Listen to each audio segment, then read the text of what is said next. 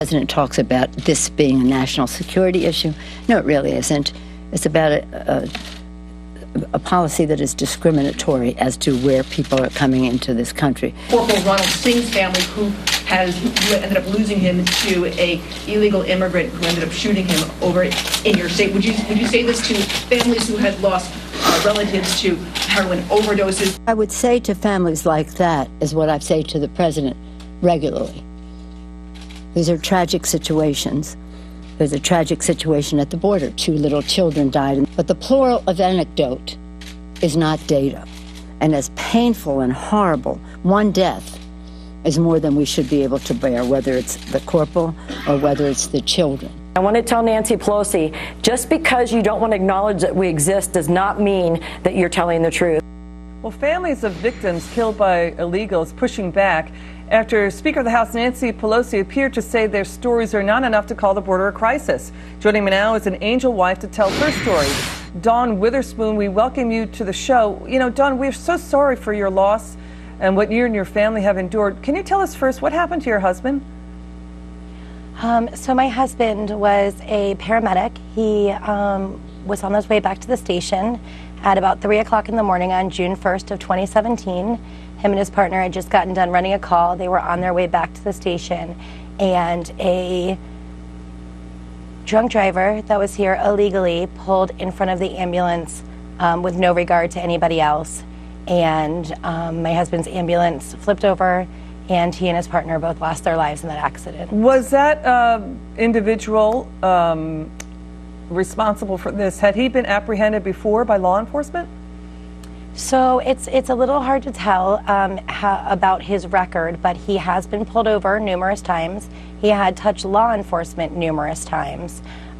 So he has, definitely had contact with the police and with the law enforcement. What do you think? What's your reaction of Nancy Pelosi's comment just there that we played before, seeming to suggest that tragedies like yours are not enough to call the chaos at the border a crisis? I'm disgusted by Nancy Pelosi. It is unbelievable that we have politicians in our country that do not care about our people. And she said it numerous times. She really doesn't care. It's not a crisis to her. It's not a problem. Well, Nancy Pelosi, we have thousands of Americans being killed every year by illegal immigrants. If that's not illegal aliens, and if that's not a problem, I don't know what is. What do you think of media pundits who claim tragedies like yours are being used just to get a border wall built? Come and live a day in my shoes and tell me that you're using me to build a wall. If the wall was there and the border wall was in place, my husband would be here. I know Pierce's family was just on the other day. Pierce would be here. We would be here because the people that are coming across illegally are the ones that are committing the crimes. We're not being used. We want you to hear our stories. We want you to know our family members. We want you to know how amazing they were and how they're no longer here because people that were here illegally came here illegally, not following laws, and continue to do so. What does it feel like to live day to day, you and your family, with the idea that possibly your loved one could still be here if Washington had done something, to increase border security? It is tragic, and I say it every day. If there was border security, my husband would be here. I am a firm believer in that. If the wall was there, the guy who killed him would not have gotten through. If we did not have sanctuary cities, the town that my husband was killed in is a sanctuary city.